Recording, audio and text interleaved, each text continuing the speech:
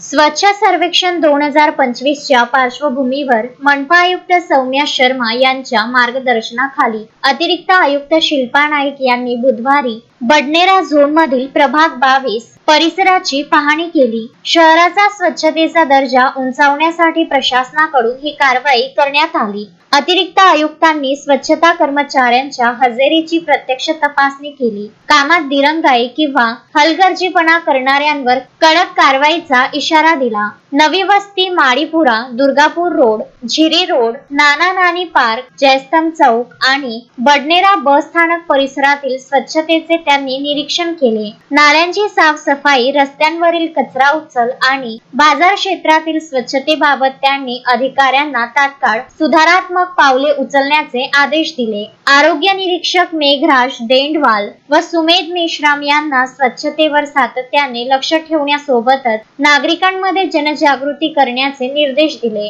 या पाहणीवेळी स्वच्छ भारत अभियान समन्वयक श्वेता बोके आणि मनपा कर्मचारी उपस्थित होते। अमरावतीचा स्वच्छतेतील रँकिंग सुधारण्यासाठी प्रत्येक प्रभागाने सर्वोत्तम कामगिरी करणे आवश्यक आहे, असे शिल्पा नाईक यांनी यावेळी स्पष्ट केले।